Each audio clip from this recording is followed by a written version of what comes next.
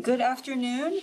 The public meeting of the City of Tallahassee Independent Ethics Board. We are now called to order. It is May 17th, 2022 at approximately 4:06 p.m. Board members are present here at City Hall along with members of the public.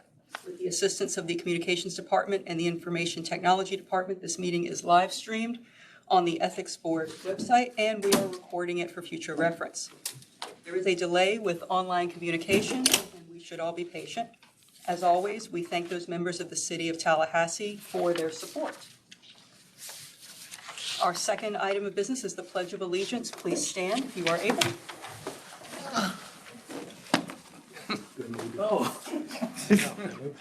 Pledge allegiance to the flag of the United States of America and to the republic for which it stands, one nation, under God, indivisible, with liberty and justice for all.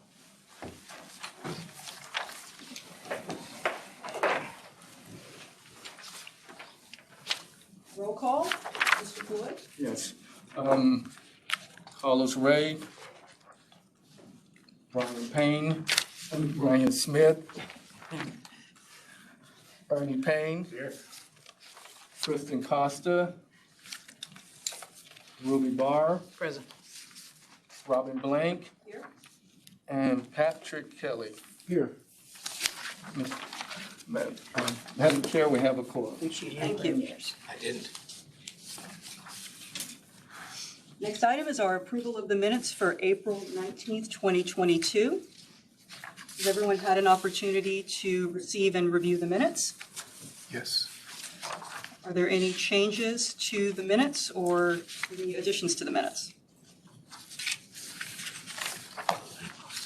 Can I have a motion to approve the minutes, please? I'll move to accept. Mr. Payne, second by Ms. Barr. All in favor? Aye. Any opposed? Minutes stand approved. Next item is public comment on agenda items.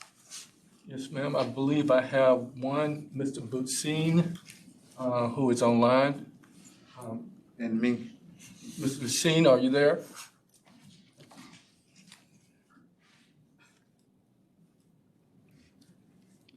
Dwight, are you asking for Peter Butzstein? Yes. Yeah, I Butzstein. don't have, when I sent the email today, I indicated that at this point I did not have anything to share. Okay. All right. Thank No you. problem. Sure. Thank you. All right. Mr. Sims. Chairman, Could you tell us, you didn't give me any notes, so which item are you? it's on the campaign refund program and also the annual training. Mr. Sims, you're recognized.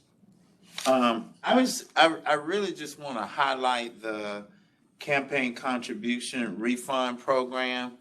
I have really been pushing that with some of the candidates that I have. And I noticed that we had asked for some more publicity to advertise that more.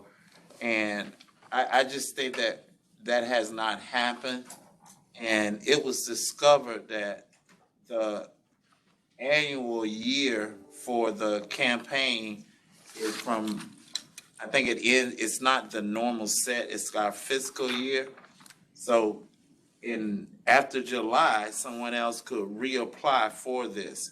So I just want I just like to turn up the PR on this refund thing. I think it's a good tool. I do see people turning it in, but I just think it needs to be promoted a little bit more. And when you discuss your ethics annual training, and I know this is kind of border foggy line, but you guys have been coming up with some very methodical recommendations that gears us closer to the truth. And I also would like for you to look at how we designate groups. And when I say designation, I've shared in length with Mr. Payne, who has been very patient with me. He vets my ideas. But what I believe is the ethical part is, I think that some of our work groups in turn may be think tanks, but we're calling them advisory citizen councils and putting them up under the Sunshine Law, even though that they have no proprietary information or any proprietary role, which calls for that. And so I won't go in the ramifications of why I think that's a problem, but thank you for, those are two items that I'd like for the board to further look into. Thank you, Mr. Sims. Any other public comments? No, Madam Chair. Seeing none, we will close public comment. Let the record reflect that Ms. Costa has joined us. Thank goodness. Welcome. Next item, Ethics Audit Report. Mr. Floyd. Thank you. Most of this period has been spent developing an online course for the annual ethics refresher for city employees. It is tied to their cost of living increase. All of them have to take it by a certain time. I believe the goal is July 1st. So I'm trying to get it out. It'll probably go out next week. Some of you have viewed it. We'll have one, maybe two more opportunities to view it before it actually goes out. The name of it is Putting Ethics First, and it's reviewing the ordinances and the organizational values, which is generally part of an ethics program. So I'm recognizing it as such in this training. And I think I sent you all a link to it. If you have any comments or questions or suggestions, I'm open. Any comments or suggestions at this time for Mr. Floyd? And that'll also take care of one of the agenda items, probably, which is good because we'll need the time. I'll talk about the campaign contribution refund program when we get to that one. We did spend a little time working with that, and I just been doing the regular maintenance, weekly meetings, responding to ethics complaints, and things that by now are probably fairly routine as such, at least in terms of discussing them. So any questions about the ethics report? Question? Any questions about the budget? You can present it with the budget. The monthly issue report, there were 2 complaints. One of them has already been closed. We received it on October 27, 2021. Brought it to you all. It was an anonymous complaint, brought it to you all. You asked me to go back out and get additional information before determining whether there was legal sufficiency. You found legal sufficiency. We did a thorough investigation, brought it back to the board, and the board dismissed the complaints, and we have issued the final order. So that one is closed. We also received a call from a caller in Tampa. Everybody across the state gets us confused with the state commission. I actually referred this person to the Department of Health, who referred them to the State Ethics Commission. So I'm recommending that the board close that complaint. Is there a motion to close? So moved. Second. Give Kelly the motion and Ms. Barr the second. All in favor? Aye. Any opposed? Hearing none, the motion carries. That concludes my report. Thank you. Next agenda item is old business, Part A, access to city commission minutes. That would be Mr. Payne. Thank you. At the last meeting, as you remember, I brought up the issue of the city commission not publishing their minutes on their website. Had serious concerns about that. I was disabused of that idea, first by Ms. Tobin, thank you, and Mr. Reed, who pointed out to me where the minutes are located on the board docs application. And so I kind of backed down from that.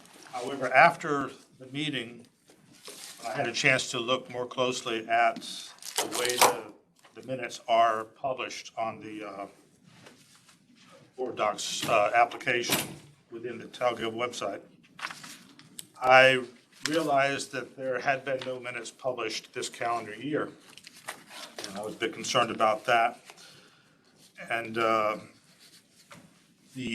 some of the meetings that seem to never have minutes published, such as retreats and workshops. So because of that, I scheduled a meeting with Jim Cook, the treasurer clerk, who is the custodian of the city's public records, and expressed my concerns. He was concerned himself because he thought that they had been posted. And he said he would check into it, get back with me. And he did that very quickly. By the time I got home, I had an email from him explaining that we were actually talking about two different systems. Where I had been looking at the board docs application, where we look at the agendas. Mr. Cook seems to concern himself mainly with the document archive system. That is a separate application accessible through the treasurer clerk's site on the TalGov website. And he directed me to that, and I looked over the system, and it's a very different system. It's primarily a search engine where you can plug in the dates of a meeting and bring up minutes as needed. But I was not impressed by the usability of the application. You pretty much have to know what you're looking for in order to call it up, like many search engines. So but although I did see that there was some value to that system as well. Certainly it does have the information needed. It did have the minutes from the 2022 meetings that had been approved by the City Commission.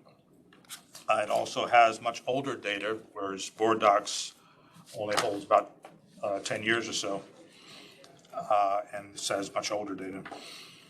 So there's some value there, but I did express to Mr. Cook my preference to the board docs application, which seems to be more user-friendly. It's more browsable. If you've used it to look at agendas, it's very easy to go from date to date and that kind of thing. So I said that it would be my personal preference that they continue using the board docs to post the minutes. Mr. Cook told me that the person who had been tasked with that responsibility to post the minutes on board docs had evidently left the position, I believe at the end of last year. And the office had not yet made a decision as to whether to continue using board docs to post the minutes. I expressed again my preference for board docs, not just the usability of it, but also the fact that every other city-affiliated agency that uses board docs also posts their minutes there at the same location where you can find the approval of minutes option under the agenda. And that includes CRA, Blueprint, Planning Department, the Independent Ethics Board. I also looked at the County Commission website and the school board website, and they also post their minutes at the same location where you look to see if minutes have been approved. So, again, I expressed my preference for this, but it is my own personal preference. I'm not going to presume to say what is better for the general public necessarily. I did not intend to make any accusation that there was non-compliance with the Sunshine Law. They do post the minutes. Just need to know where to find them. And of course, they're always accessible through public records requests.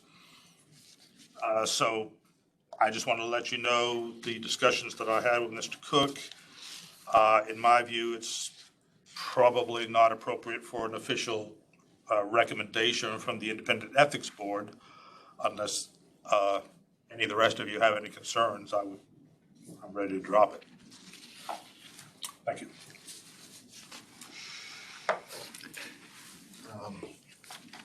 You meet with Mr. Cook, is he aware that you're there on your own behalf and not on behalf of the board? I believe it was, yeah. Okay. Sure of that. Okay. Any more discussion on this? Moving on.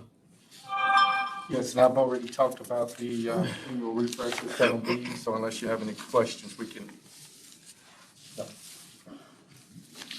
And 7C, Campaign Contribution Refund Program, this is an update. Indian Head Association had a festival. We created, with the help of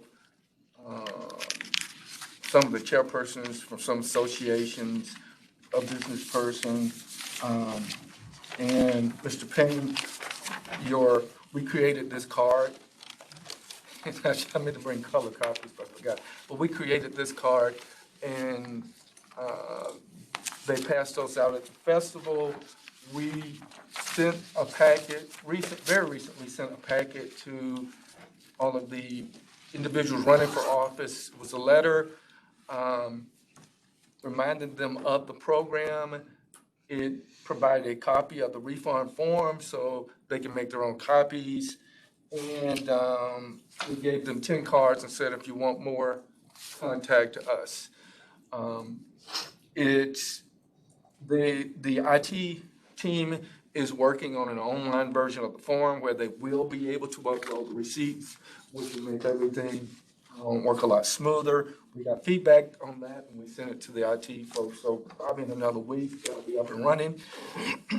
After that's up and running, it's my intent to do a,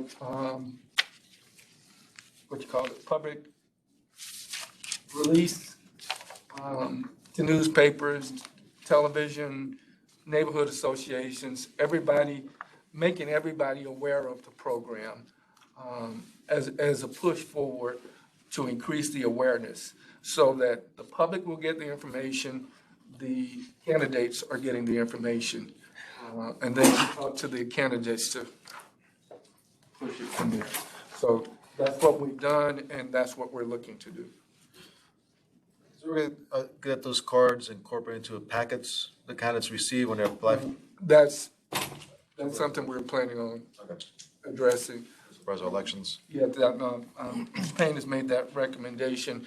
I just haven't gotten to it yet, but we're going to ask them to do that. Mr. Payne, you're recognized. One further item on this, the League of Women Voters puts out candidate forums every election year, and they're preparing to begin those forums in July for all local races. And I sit on the committee that puts those together, and I have asked for a ad for the CCRP to be put in the literature that goes out, advertising those forums as well. So just want to mention that too. All right, so I have a question. Yes, Ms. Marks. Because I'm active in my neighborhood association. We actually have a meeting scheduled. And so it's not a conflict for me to just pass the card to our president. Right. I could do that? Okay, good, thank you. Yeah, you can even invite. We have some right here if you want. Oh, yes, I do, because we they're have a right meeting. there. Okay, thank you. There's no conflict there at all. Yeah, and you can even invite the chair or me. Oh, that'd be lovely. Oh, I did that right. No, I don't No, mind. but they do have a meeting scheduled. Okay. With y'all mayor. Yeah, Mr. Payne has already asked me to come to one, so, and I think that's a good idea. I think so, So we can do that. Sure. That works. As far as, there's no way to get around, as far as a process to get the refund, it still has to be copy receipt, all that has, there's no way to streamline the actual process to file No, the most we could do to streamline it was to create an online form where they can upload it. So, other than that, the ordinance is very literal, and it specifically says receipts and all this other stuff, and stuff that we probably don't need, so we have to do it. I think we're doing more than I've seen us do in the past, so I think we should see some increase this session. Just mere awareness alone will help Yeah, and the program. we're creating a foundation for this, and we've gotten a few, This year, maybe 10 10? or so. Not bad. Got them in a lump sum. We have, Yeah. I know, exactly. it's kind of sad. 100% increase. Low. We have nowhere else but. So. Yes, no, we are, I think it will, my goal is 100. And in a sense, that's a low goal, but when you're going from 10 or 20 a year, 100 is. Yeah. And important, from what I've seen in other states, it's usually 1%.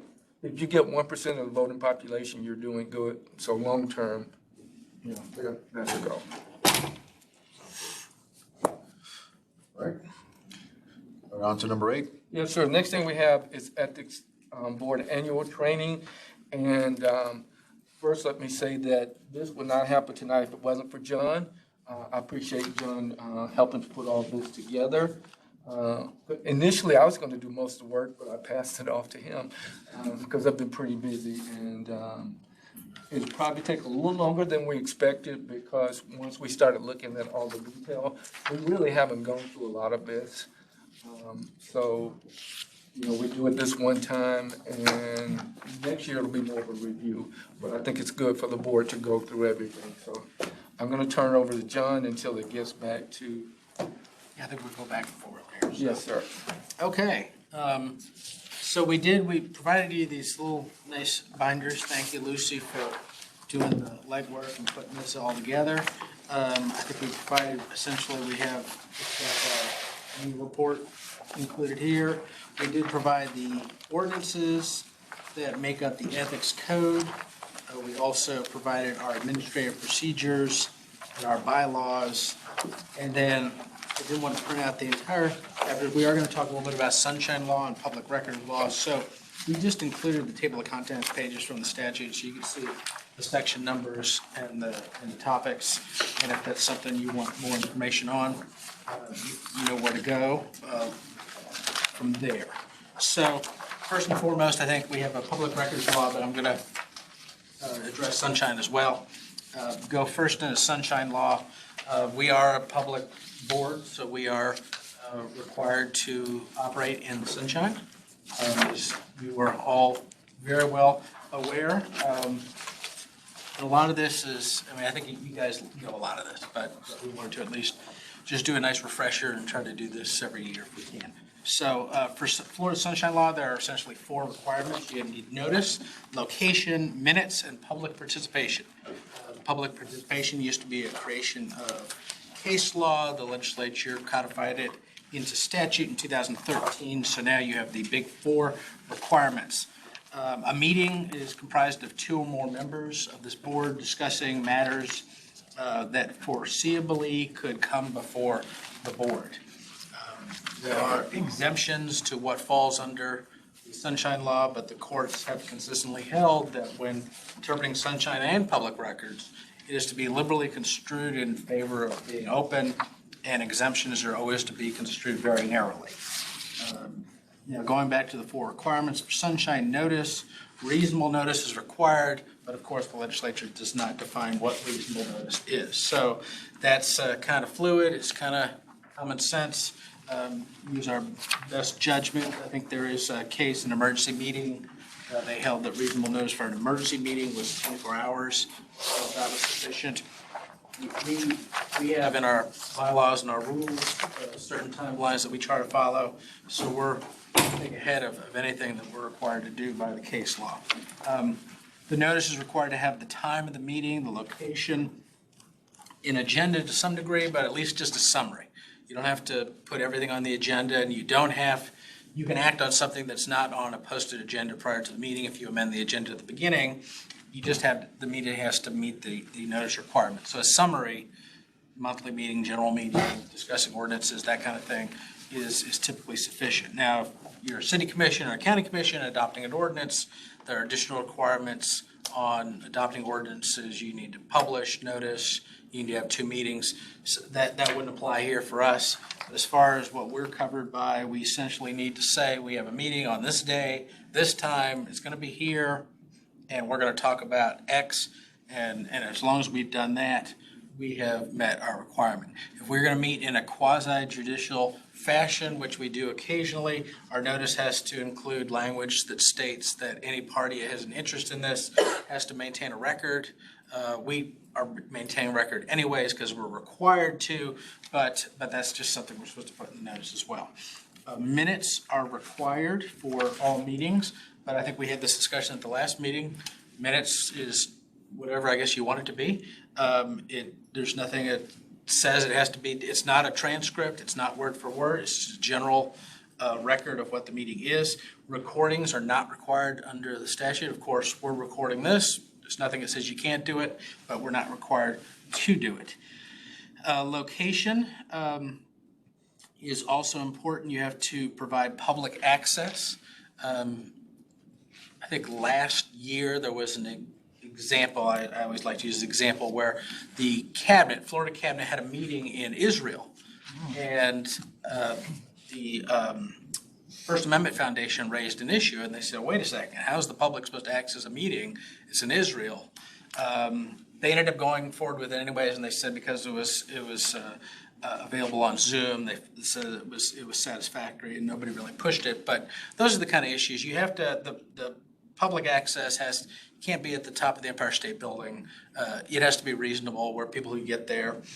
Can't be anything that is discriminatory. You can't,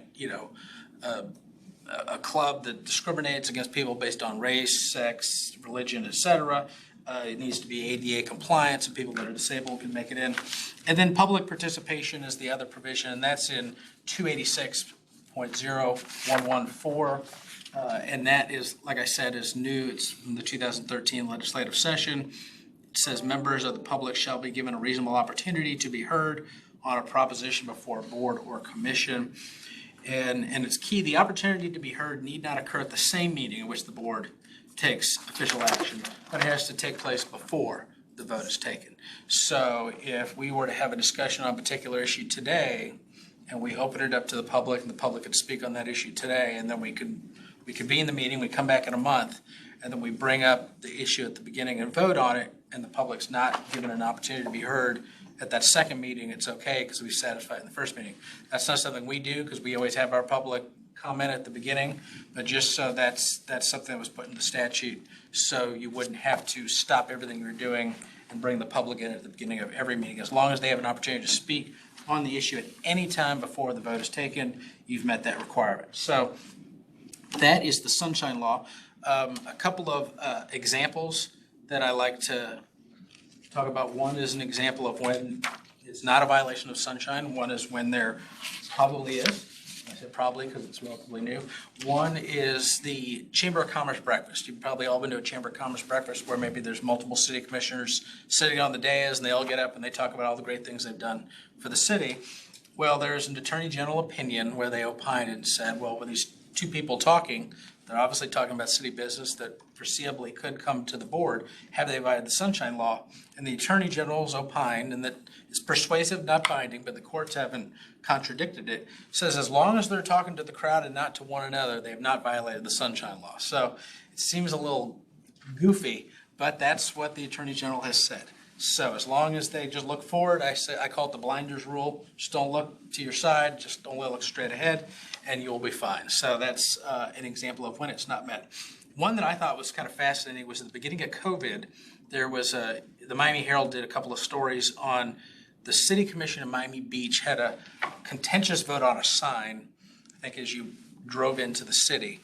And one of the city commissioners went to Facebook and I think defended their vote for it. And then another city commissioner commented on that post and said, oh, I thought that was a bad idea. And then the question was, did they just violate Sunshine Law?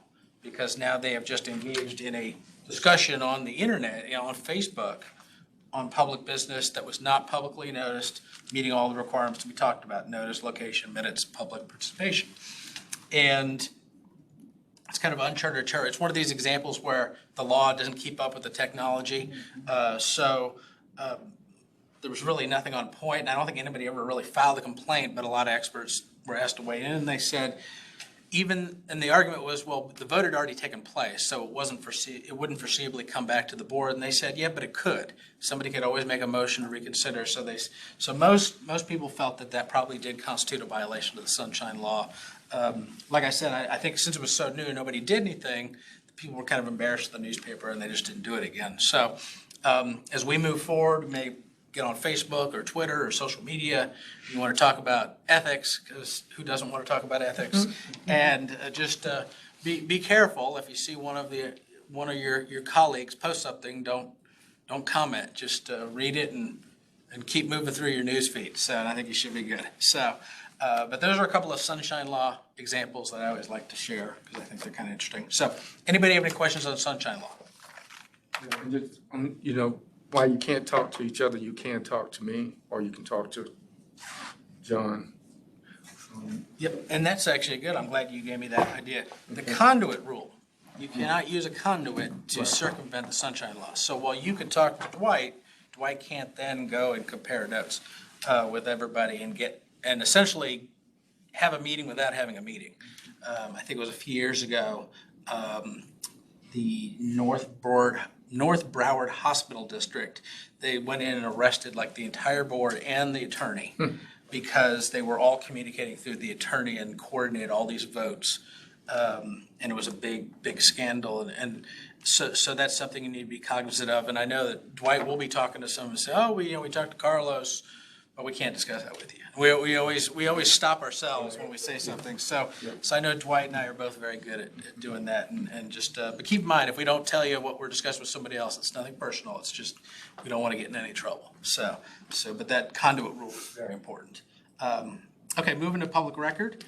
And Sunshine is chapter 286 of Florida statutes. Public records is chapter 119. And again, in your binder, I think towards the back is just the table of contents that shows all the sections. The definition of a public record is pretty broad. It's in section 119.011, subsection 12, and it says means all documents, papers, letters, maps, books, tapes, photographs, films, sound recordings, data processing software, or other material, regardless of the physical form, characteristics, or means of transmission made or received pursuant to law, ordinance, or in connection with the transaction of official business by any agency. It pretty much is everything. So courts have opined, first DCA's come in and said it doesn't need to be reduced to writing. It could be, like they said, it could be sound, it could be a recording. For that reason, when I call Dwight and I leave a voicemail, I don't go into whole detail, so that way I'm not creating a public record that, okay, now we gotta start saving our voicemails. I just say, hey, call me, and then we can discuss the issue, and I think that's usually a good way to go about it. I said not limited to writing. There is no unfinished business rule. So, for instance, if Dwight and I are working on like an advisory opinion, I send it to him or I send it to Carlos and we're bouncing it around, and there are changes, every draft of that is a public record. So that's why if you get documents from me, you'll see like advisory opinion, then I'll have like a 07 after. That means I made 7 changes, and I keep saving it just in case I get I've never gotten one, but in case I do, I just always like to have. Now I've talked to somebody at the First Amendment Foundation. I said, what if you're typing and then you're a single sitting and you just hit save, and what if you go and you remove this whole section and then hit save and it's all in one sitting? And she said, well, technically. And I said, God, that seems stupid. So I told her, I said, well, I'm going to take my chance on that one. So, because I just think that seems a little ludicrous. But she said, technically, once it's been created, you have a duty to preserve. But I think if you're, like I said, every sitting I save a separate document just for that purpose. But if I misspell a word and respell it, I don't think I need to save it with the misspelled word in it. So device is irrelevant. I think we all read the newspaper, some issues about text messaging here locally, whether that was done through their personal phones, their work phones, their personal phone numbers, their work phone numbers. I think all of you are using personal email addresses, but everything you do that's related to this board is still a public record, even though it's done through your personal email addresses. The good news is most of your communications are probably going to be with Dwight, so it's automatically going to be saved as the public record. So as far as retention goes, there's really not a lot of requirement on your part to retain public records. If you were to discuss with somebody else about something dealing with the ethics board, then you would be in an obligation to retain. Like one of our friends from the coalition were to reach out to you and say, I want to talk about this, this, and this. That's something that technically would be a public record, and you would be under a duty to preserve that. And if somebody makes a request, we would have to provide that to them. Section 119.07, subsection 1A provides the public with the right to inspect public records. Typically, I think we have in our bylaws a provision on how we handle that, get everything to the ethics officer. We don't need you all just throwing records at whoever wants them. Let's go through a central source and act as quickly as we possibly can. Just notify Dwight as soon as you can. We'll make sure that we get that done.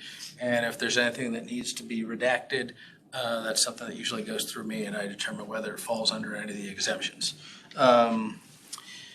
We do go through the custodian of records for the city is the clerk, treasurer clerk. So really everything is going to probably go through his office. But sometimes people will come to us, make the request, and I think you usually work with his office to make sure everything is done. I do both. Yeah, so we try to handle that. There's an email, and I didn't write it down. Is it pubrec@talgov.com? I don't You know what the, Retain@talgov.com. oh, just retain, okay.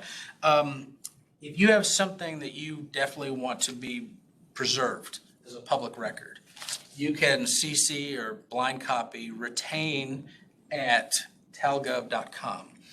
And that gives it to the clerk's office, and they'll be able to hold on to it. They've got a very good system on retaining public records. If there's something that you just don't want to be in charge of retaining, you're like, let me just pass the buck, let somebody else, this is too important, let me give it to somebody that this is what they do. That's a good that is a good resource to use. Keep in mind that some of the work that we do is exempt and confidential from public records and Sunshine. So don't send it to retain@talgov.com if it's still in that confidential stage, because they won't know whether it is or not.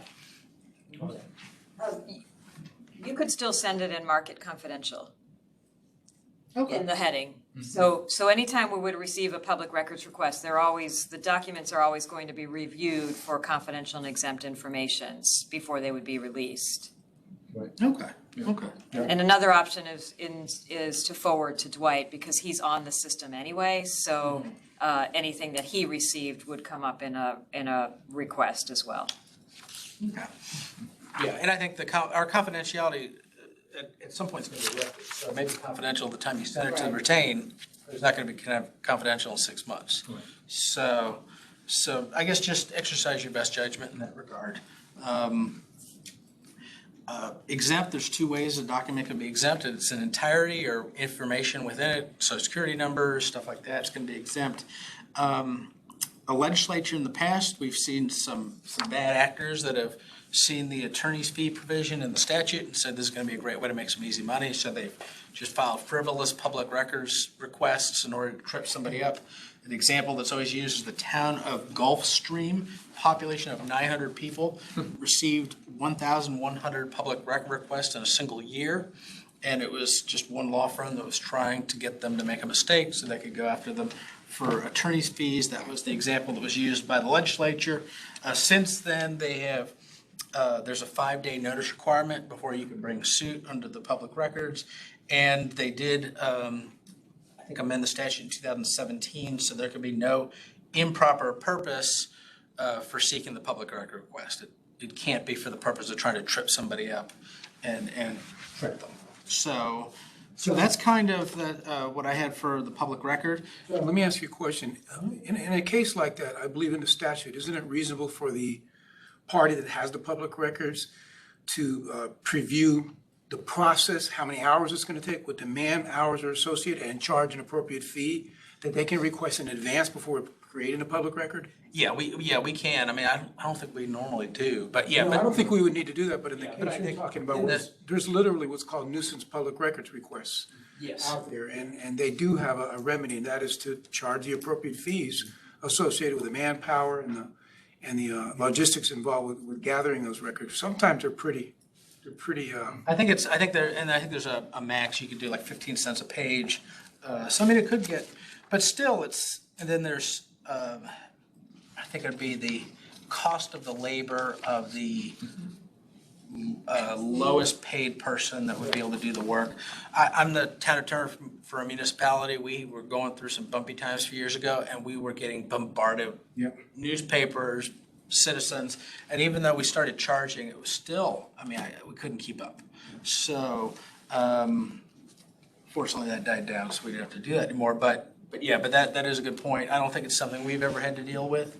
And the city's got a great system in place where I think it kind of, and that would be probably their call anyways. So that's really all I had for public record. I did want to very quickly, the public record and sunshine, there are some exemptions. The litigation exemption is one that I think we've only had to use once. We are allowed to meet in it's very limited on what we're allowed to do. It's in 286.011 subsection 8. And the attorney has to request the meeting, and then you're only able to discuss certain things, advice on the litigation, settlement negotiations, and the whole meeting has to be transcribed by a court reporter. So after the litigation is concluded, it then becomes a public record. It's very similar to what we do when we have our investigations. When our complaints come in, they are confidential and exempt under section 112.324. And they become public upon conclusion of our probable cause hearing. We'll go over that in a few minutes. So it's very similar to that. And we have to have a court reporter to provide transcripts. So I hope that wasn't too much. That's just the first part. So I hope we're not going to be here all night. Sorry if I talk too much. So, all right. So I think that's all I have for public records and sunshine, and we can move forward. So next is legal sufficiency. This should be pretty easy. We've kind of dealt with this in our closed sessions. This board has given the ethics officer the authority to review a complaint, go within the four corners of the document, and if the allegations contained with it are considered to be true, would that constitute a violation of the ethics code? If so, then it passes that first step, the legal sufficiency, in which we could then move forward. It's a very low bar, but I think, like, for instance, we heard today, somebody called from Tampa, they had something concerned, somebody called because their electricity bill's too high. Obviously, that doesn't fall within the legal sufficiency, and that's kind of where we go to try to weed out those types of complaints. So that's what legal sufficiency is. I think Lucy just handed out this little chart here. Kind of goes sworn complaints, and then the determination of legal sufficiency. We put it here, remains confidential exempt. Finding of legal sufficiency still remains confidential exempt. If there's no legal sufficiency, it then becomes a public record. Determination of probable cause, when we're going to go to our probable cause panel, it remains confidential exempt. If there's a finding of probable cause, it becomes a public record. If there's a finding of no probable cause, it also becomes a public record. And then they have three options. They could opt for a formal hearing, an informal hearing, or they could waive a hearing altogether. On the back of it, some basic issues: finding of legal sufficiency, finding of probable cause, formal hearing, informal hearing, and waiver of hearing. So just some basic information there that will be helpful. So that's the legal sufficiency issue, and I think next would be investigation, which now I can stop talking. Yeah. Okay, on the investigation, which I get to do, Once we find there's legal sufficiency, we have 10 days to send out a notice to the respondent to let them know they're being investigated. We try to do that before we actually get into the investigation, because I'm out there asking questions about the person and they aren't aware, it creates a disturbance and is not effective.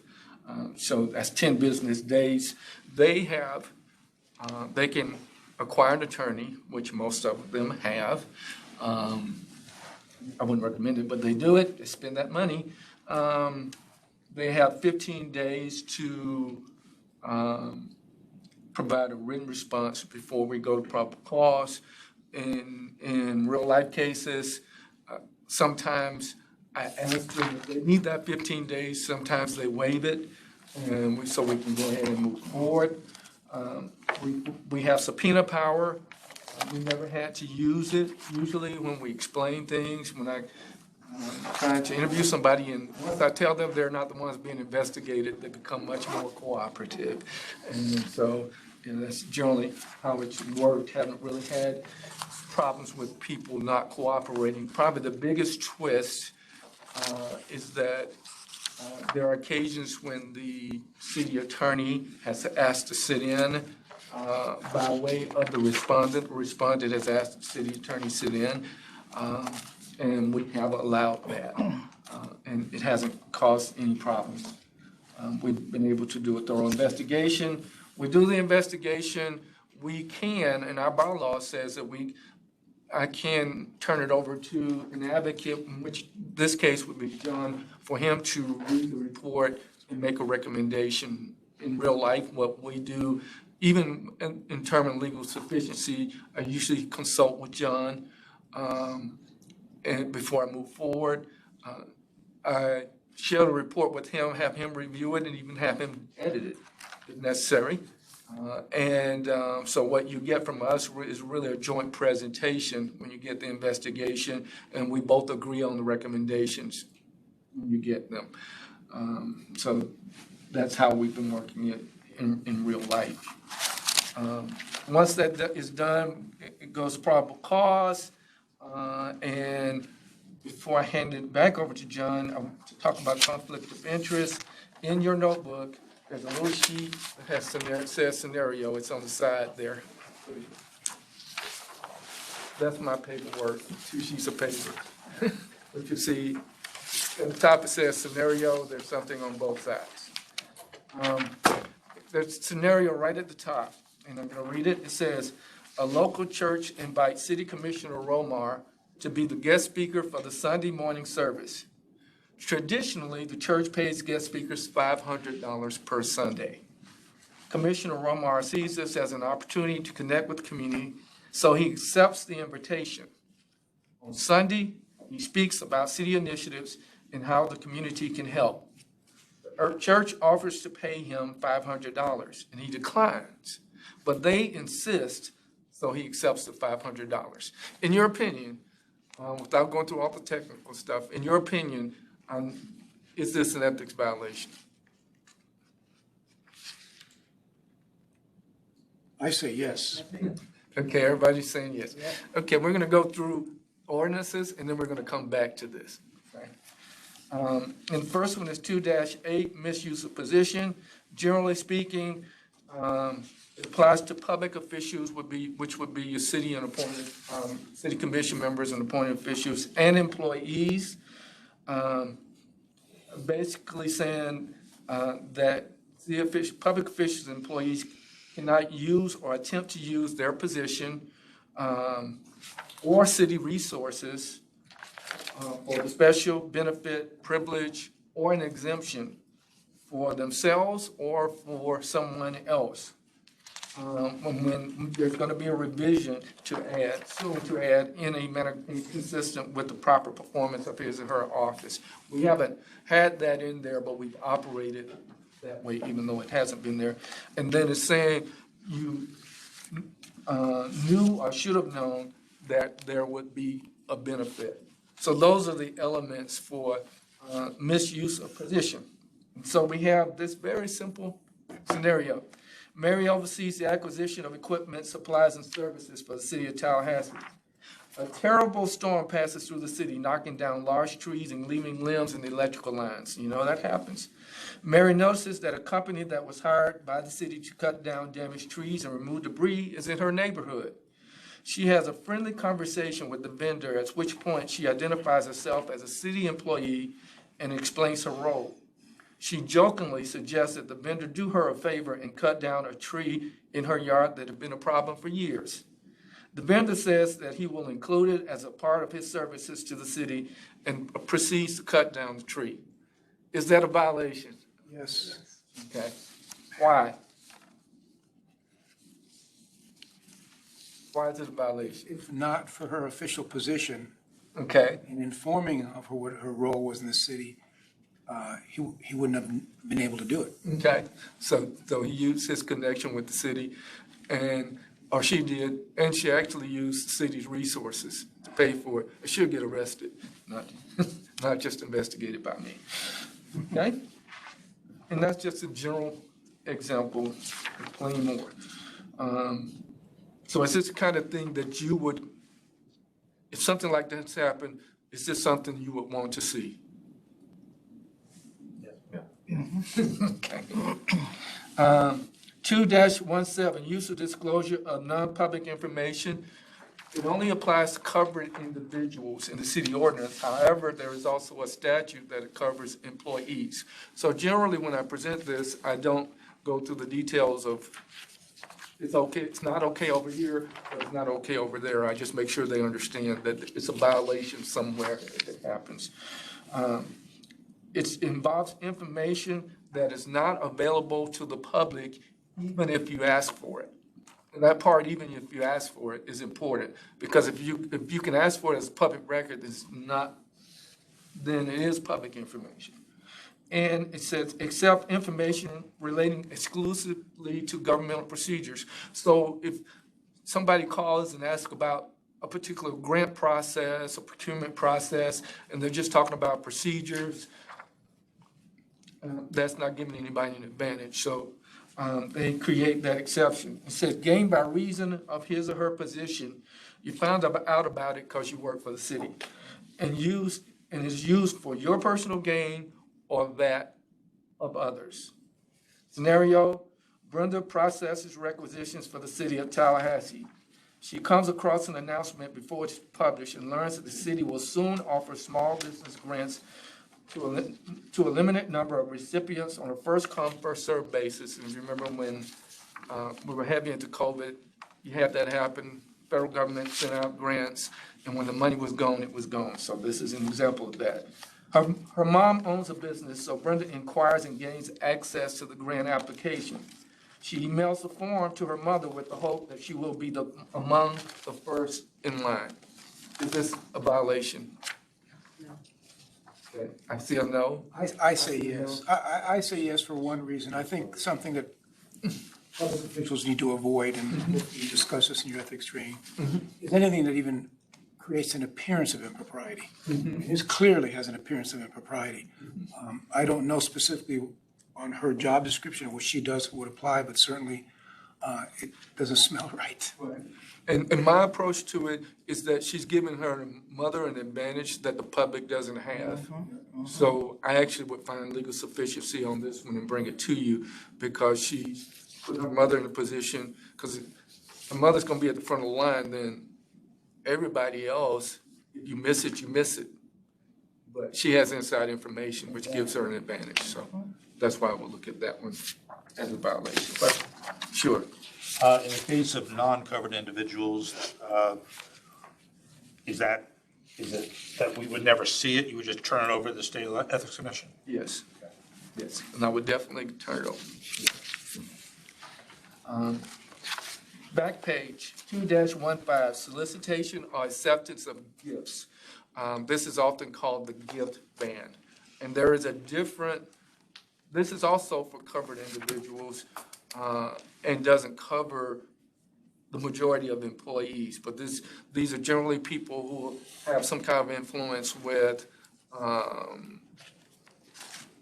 contracting and doing business with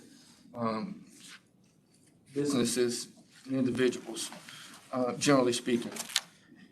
And it says knowingly, directly, or indirectly, you cannot knowingly or indirectly accept gifts or solicit gifts from a vendor, lessee, or lobbyist. Nothing of any value. Explicitly says nothing of any value from a lessee, vendor, or lobbyist, or potential vendor or lessee, someone who's engaged in a procurement at the time. It's sitting there as a vendor who is excited to learn that City Commission chose her to contribute artwork to City Hall. I always imagine myself putting a bunch of old dirty shoes together and tie them together, put them on a rope and say, traveling shoes, that's my artwork. She wants to celebrate and show her gratitude. She invites the City Commission members and aides to an evening get-together at her expense. Other notable citizens within the community are invited too. One of the aides are covered individuals, welcomes the opportunity to get to know others in the city and takes pleasure in the evening dinner. Is this an ethics violation?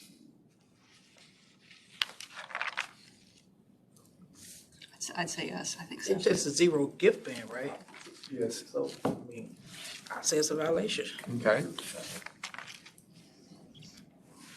Yes, it is. Okay. And it would be, what can she do to remedy this if she wanted to attend?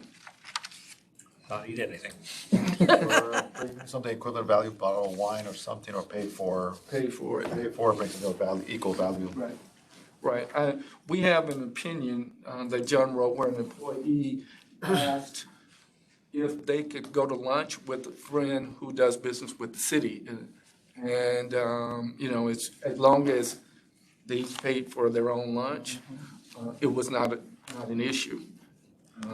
But, that's just one way of remedying that. And there are other ways of remedying that, but, you got that smile on you. Yeah. Now, let's go back to that first one I showed you. And look at the elements and look at the ordinances. The local church invites City Commissioner Romar to be the guest speaker for the Sunday morning service. Traditionally, the church pays guest speakers $500 per Sunday. Commissioner Romar sees this as an opportunity to come speak at the church and connect with the community. So he speaks, he accepts the $500. Is it an ethics violation? Yes. Okay, which one? He is gaining some financial gain for his official position. He wasn't invited there because his name was Romar. He was Okay. invited there because he's a city commissioner. He shouldn't see personal gain as a result of that. Okay, If he didn't accept the money, I don't think it's a violation. okay.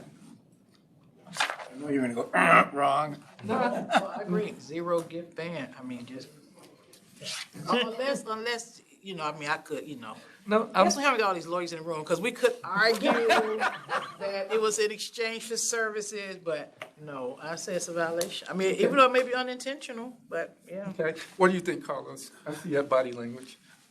Because I'm confused with the state level. I know that'll be a violation of honorarium. You can't accept honorarium for giving a speech. You can be paid to attend the meeting if they pay for your entrance. You can give the speech. I don't know if the city has the same, ban on honorarium in this instance. He is giving a speech, so you can argue it's not a gift, but I'm conflicted there. I think it will still be most definitely a violation at the state level for honorarium violation. And then I will say yes. So what 16. do you think? So as far as the gift, we have decided to, we did not define gift in our ordinance. We refer to the state statute, and they have exemptions on what is not a gift. And honorarium is not a gift under state statute. So if this were to be considered an honorarium, I actually would not see this as a violation of the gift ban, but the misuse of position, because they are receiving something of a benefit, a special benefit. Now, I don't know if I don't think we've changed the ordinance yet. I think we're still waiting on the city commission to change, but we do have the ordinary course of business, et cetera. And so there may be some wiggle room down the road for this kind of thing if we make that change. But I would say right now, as the gift, I think the person's fine because they do clearly fall under the honorarium exception. The misuse of position, especially the way it's written currently, where it really gets you for everything you do, I think we'd probably have to take a look at it. What if that honorarium was $10,000? Still would be okay. Then it would be a bribe. That's the cutoff, 10,000? One of the key things here is that this church pays this same fee regardless of who it is. That's true. So it's not a special gift in that sense, because regardless of who you are, and, you know, in my church, they only paid $150 because they didn't have that kind of money. But, you know, it's if you're consistently paying the same amount, then to some degree, it's probably going to be a call. You know, and if I, you know, honestly, I wasn't looking at it as a violation. I saw it as a public violation in the sense that it didn't smell right, it didn't look right, so they shouldn't do it. But technically, I lean the same way John did. But now but you're the board, so if you feel that this is a violation, then if I get something like this, then I'll bring it. That's part of the reason I'm doing this, because my guidance comes from you, it's not the other way around. But we'd have to cite statute or ordinance or Right. executive rule Right, to support our position. right, you cite the ordinance, and you can, and when I teach this to new employees, they do bring up the use of position. Because I found that employees, especially new employees, feel stronger about things like this than some of our elected officials. So, because they have a high standard and expectations. So, Wait, can I ask you a question? sure, Did you say that the church is a vendor of the city? no, So I don't think they can there can be a violation of the gift ban if the Oh, yeah, that's true. yeah, that's. giver of the gift is Right, not a that's why I vendor. said use of position, it would have to be use of Right. position. Because if you look at the elements, we're not saying the church is a leasing, vendor, whatever the other one was. Lobbyist. A lobbyist. What denomination is it? But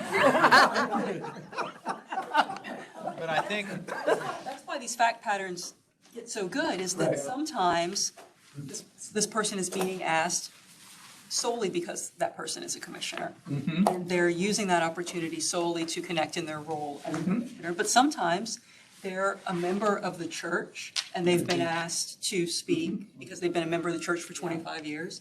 Or sometimes it's, you know, an outreach effort by the church to say, hey, we would like someone from another denomination or from another faith group to come and speak, and it's more in that role. So the fact patterns, I think, that Mr. Floyd gets often, he's simplified it for us here, but they often get very complicated. And sometimes it gets hard to determine, are you in your position? Are you securing a special benefit? Is it a manner inconsistent with proper performance? Is it an election year?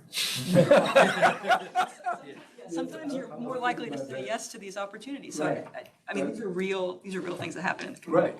Right, And that's why I love that, because there are so many of us, and it is just you, and while you know the code better than all of us at the moment, but I like being given the opportunity to talk through it, because sometimes perception is everything, and we've Right. talked about that on a couple of issues that have been brought to us, and while we didn't believe that in that person's heart they were doing something, perception is one thing, but even how this can be read, if we're all reading it to ourselves and you ask us the answer, then going back to the church thing, a Bible verse, we all may see a totally different rationale behind it, but it says the same thing on the page. right.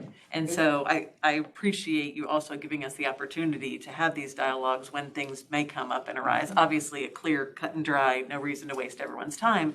But some of these that are a little muddied, one, it educates us to be better ethics board members, because we can talk through some of these scenarios, even if it's a quick nope, we didn't find sufficiency, it's done, but we can now think about it and think outside the box and also be better helpers or explainers to other people that do ask us questions about these things. And one of the reasons I do this is my favorite scenario, because even after I go through the elements and explain why it's not a violation of the gift ban, they're still adamant. And I can use that to explain, this is the public standard. You're giving the public standard now, and the public feels very strongly sometimes, but that doesn't mean that there's an ordinance to cover what they feel. And so you have to be aware of state statute, city policy, city ordinance, and the public. And the public is the hardest one to satisfy. So that's how It we also teaches the value of scenario-based training. I'm hoping you're doing a lot of these scenarios with the city employees, because then it makes them use their critical thinking skills and. Right. Yeah, these are some of the ones I use with them, so. Now, who's this Commissioner Romar guy? He's in jail somewhere. Okay, and going back to our list, and John actually could you talk a little bit about conflict of interest? Well, I think you're talking about is the expanded. Yes. Yes, so we do have this expanded abstention requirement that's in the ordinance. That's actually something that predates me. I think if you look at the actual ordinance, it says it was created 12/4/2019, but actually was in there prior and they just reorganized. But essentially, it's a requirement that the city commissioners have to abstain from voting on any measure before the city commission if under a duty of, quote, reasonable inquiry. They knew or should have known that the measure would inure to his or her special private gain or loss. It's important to point out that the way we've seen this in a real case. The text of the ordinance says before the city commission. So it's been my opinion that it doesn't apply to blueprint, doesn't apply to anything else they do. It's just only that one very narrow scenario. And I think that's the way we have been applying. So I think that's. John? Yes? Is there a difference between abstention and recusal? If one of them leaving the room. Yeah, I don't think, I think, maybe you said you used recusal in a prior meeting, and I think that probably was not the right, I think I was thinking about judges. Judges themselves. Here, it's the abstention is the proper term. They can remain in the room and just abstain from voting? Yeah, let me see what it says here. I think it's, here it says they shall be required to leave the meeting chambers during discussion. And that's in the ordinance. Yeah. So, That's a good point, though, because it is both. You can't participate in the discussion, nor can you vote, and you gotta And you have be to, there. yeah, you have to leave the room. And then they go outside and text. Listen to the TV. So that's that provision that we've kind of dealt with in recent cases, and we did recently add this 2-13 to the form that we approved a meeting or two ago. So next was the finding of probable cause. I think we said once we do the legal sufficiency, we're going to go through, look at all these different fact patterns. Then we're going to meet still in closed session with a court reporter, taking down every word that we say to determine probable cause. And for probable cause, we apply the substantial evidence test, and that is that must find that such evidence as will establish a substantial basis of fact from which the fact at issue can be reasonably inferred.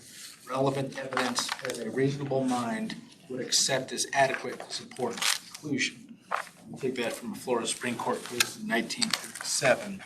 But that's the standard that we use to get past that probable cause. It's not the highest standard in the world, but it's not the legal sufficiency. It's kind of the middle, it's that middle porridge of the Goldilocks story. And then the next we're going to go is when we go to the formal hearing, then we could either do clear and convincing or preponderance of the evidence, depending who the respondent is. So So that first one is lower than a preponderance of evidence to establish probable cause? yeah, the legal sufficiency is just you're taking everything on the paper as true. And if everything they say is true, would there be a violation? That's legal sufficiency. Probable cause, that's usually when Dwight's going to investigate. I think we've, on one or two occasions, have used an outside third party to do investigations, but typically it's the ethics officer will provide some findings of fact to you to consider, and then you apply the substantial evidence test to get to that next step. Then after that, if we were to go to formal hearing, I guess I could probably jump, we probably could jump there. If it's a public official, and if they go to a formal hearing, a public official has to be held to a clear and convincing evidence standard. And that's based on a case at the First District Court of Appeal. And they essentially say because the finding of a violation of the ethics code provides a greater harm to an elected official because the reputation is part of their job, as opposed to an employee that it's more of an HR issue. So they said for city employees, it's preponderance of the evidence standard, but for elected officials, appointed officials, I think we also include their staff, we do a clear and convincing standard. So, so that's how we go forward with those. So I kind of jumped around. We do the finding of probable cause. Like I said, whether we find it or not find it, it becomes a public record at that point. No cause dismissal of final order. If we find that there's nothing there, no probable cause, we issue a final order, which we've been doing in our past meetings, and we dismiss the case. Are probable cause hearings closed? Yes. They require the entire board, it can be a smaller group from the board? We do the whole board. Okay. So we Does don't, it require a whole board or quorum? I think it's just probably just quorum. That's what he's asking. Yeah. But I think like some departments have panels where they take a board and they take 3 people and they say, you're the panel. We don't do that. We meet as a whole board, whoever shows up, I guess. So, okay, next we have the administrative complaint. One of the documents that I handed out to you at the beginning, it's not in your folder, is this notice, election of rights form. This is something we send to them, so they are put on notice. This is if we have found probable cause and we are bringing an administrative complaint against them. We send this to them, and they essentially have 3 options. They can opt for a formal hearing because they're disputing issues of fact. They could ask for an informal hearing, which I do administrative law, so I tell my client it's the throw yourself at the mercy of the board option. You essentially come in and say, yeah, I did it, but I didn't mean to, and please be nice. And then there's the waiver. You can just say, you know what, I don't even want to deal with this, and just, usually that's not done on purpose, but somebody just gets busy and they forget to file something timely and whatnot. So at the state level, you have 21 days to dispute a complaint, and they have a very strict 21-day deadline. So if you file something under day 22,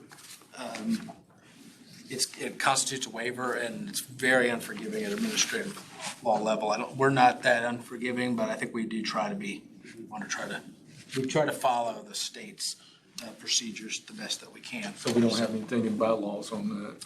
I think we do actually say that you've got 21 days. So, and it would be within our procedures. So you have your option 1, I do dispute the allegations. Options 2, I do not dispute the allegations. And they would come to us, and then I do not dispute the allegations, and I just waive my right to a hearing. Formal hearing, we essentially outsource it to an independent finder of fact, which is going to be Department of Administrative Hearings. We would attend an administrative law judge who would proceed as the kind of the judge, essentially. They'd be the independent finder of fact, and they would submit a recommended order to this board. It's very similar to what's done at the state level. Almost, I think it is pretty much identical. This board would then get that recommended order, and you could not follow it based on conclusions of law, but you have to defer to the administrative law judge's findings of fact, unless it's just a total abuse of discretion. But that's where we are. We've never had to do that so far. But at some point, maybe we will. And then at that point, we serve as we're kind of like the judge, and I'm kind of the advisor. But then if we move to this regard, we would then become like a prosecution. We'd be now almost a party to the case. So it'd be the ethics board v. Joe Smith, and we do a provision where we would retain an advocate. Many of you know that's how I was first introduced to this board. Before I was the board counsel, I was hired to be an advocate on a couple of cases. So we would probably find somebody that we would hire at an hourly rate to come in and do that work. And then they would represent the board before the administrative law judge, would then come back, and then we would decide on what the final order would be.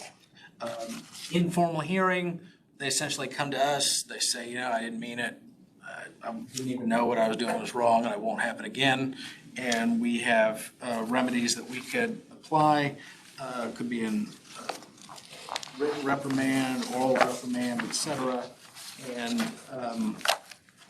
then, we could send them on their way. So that's something we can do, I think. Yep, and then waiver, same thing, it just, they wouldn't come to us. We would just meet on our own and just say, okay, this person never disputed it, so we're gonna issue this penalty. Penalties, like I said, in the ordinance, let me see what it is. It's section 2-16, oral reprimand, written letter of instruction, corrective action, referral to an appropriate agency, but not limited to law enforcement, fine not to exceed $1,000 per violation, additional ethics training at the violator's expense, community service in the form of educating the public, and then for the filing for the late filing of full financial disclosures, it's $25 per day, not to exceed $1,000. And then the board can choose to impose no sanction based on mitigating circumstances or upon recognition that a public finding of an ethics violation imposes a sufficient penalty. Any penalties we receive, it's not our money, it goes to the City of Tallahassee General Fund. We also may order the payment of investigative costs paid to a third party, but not generally overhead costs, but they can't exceed $1,000. Like, for instance, we did hire that one agency that did the investigation for us. If we did go forward and find the person did commit a violation, we could ask them to pay that expense. Disgorgement, if they did something where they misused their public position, they got some money, we could get the money back. And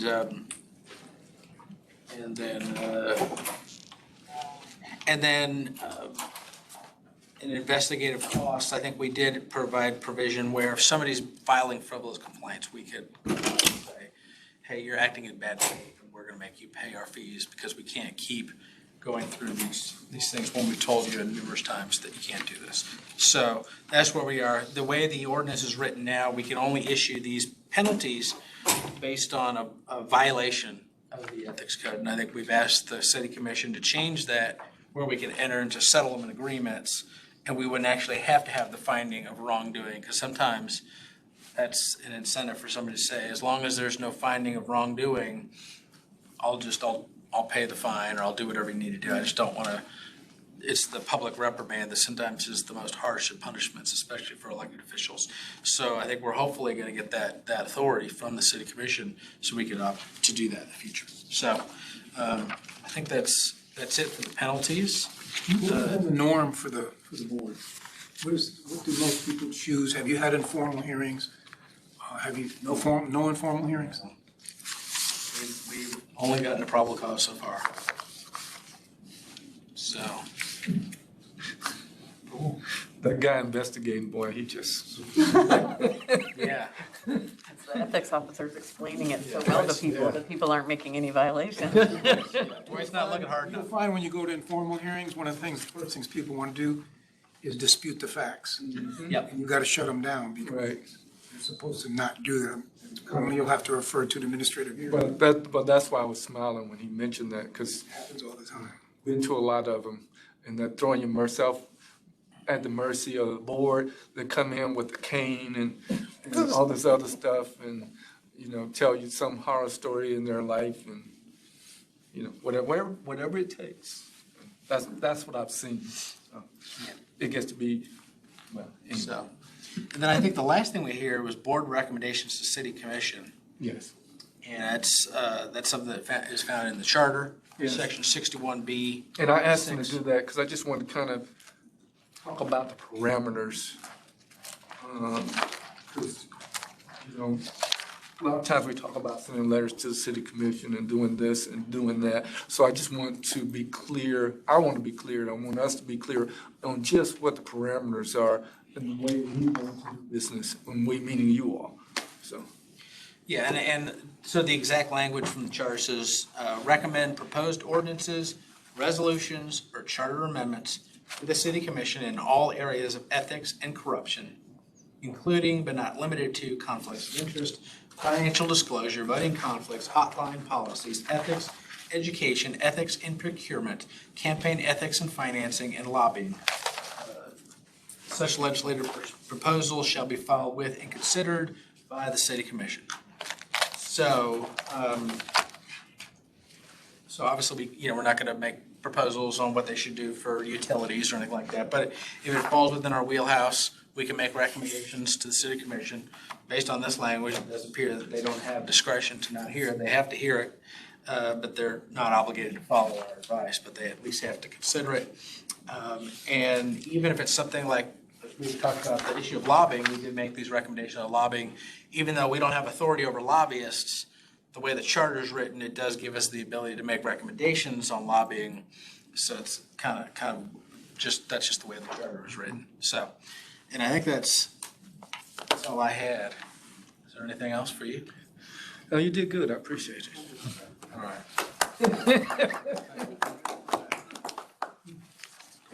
Any questions of you all on anything we do? Or comment?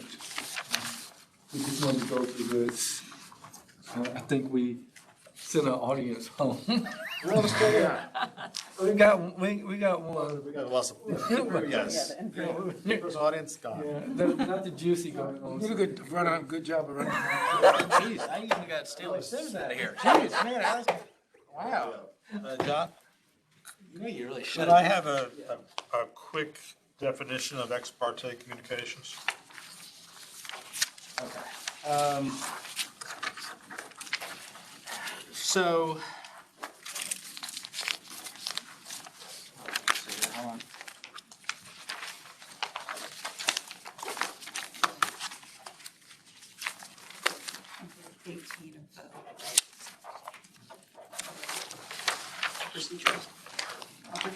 Okay. Yeah, probably did have some procedures. Let me go there.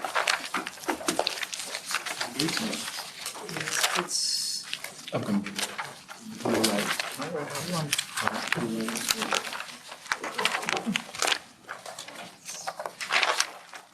Article 7, so it's page 18 of the operating procedures. 18 of which It's procedure? about 10 from the back of the book. Bylaws. Oh, the bylaws. Oh, okay. Oh, okay. Sorry, I was looking at the procedures. Okay.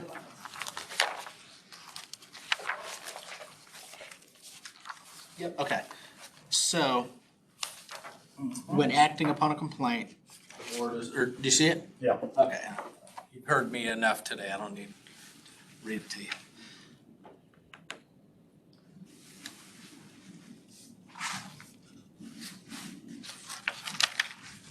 You wrote that, didn't you? Once upon a time. So you still on it. So, yeah, so, and this is just the form that goes with this provision. If somebody engages you, just get it on the record so nobody can ever come back and argue there's anything nefarious going on. Mr. Chair, we didn't formally introduce our newest board member, so you have that opportunity. I will do that. I'll ask you a question. I noticed mitigating circumstances. Is that pretty much wide open for our interpretation? You don't have a list of mitigators or a list of aggravators per se? No. What if the city employee has been disciplined for the very thing we're looking at? Wouldn't that be considered a mitigator? You could, you could. Like you said, it's open, so. we just run it. Pretty wide discretion.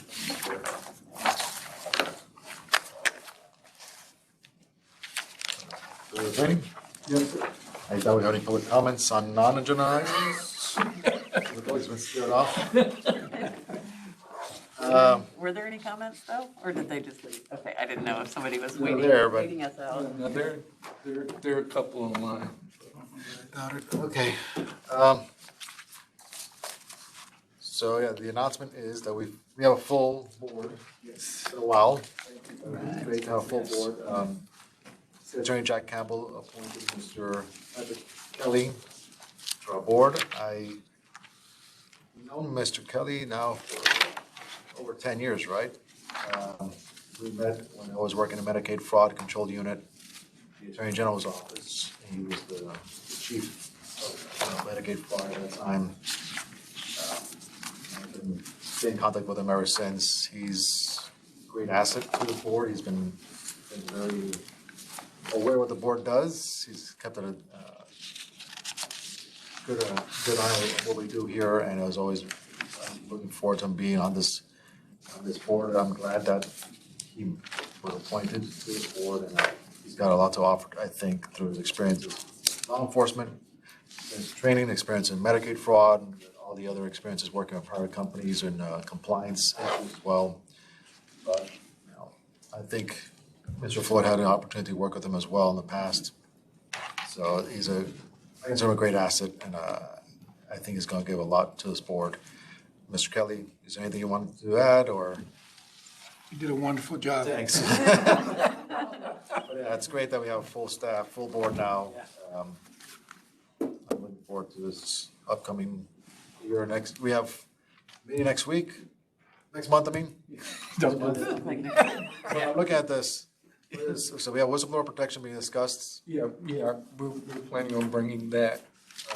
What is this annual ethics refreshers? I would just do that. Once I put it out, I'll give you the final. Okay, gotcha, okay. And then campaign contribution up.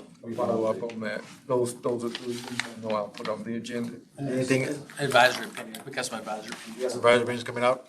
Anything else the board wants to add for the next month's meeting? And we are not meeting in July, is that right?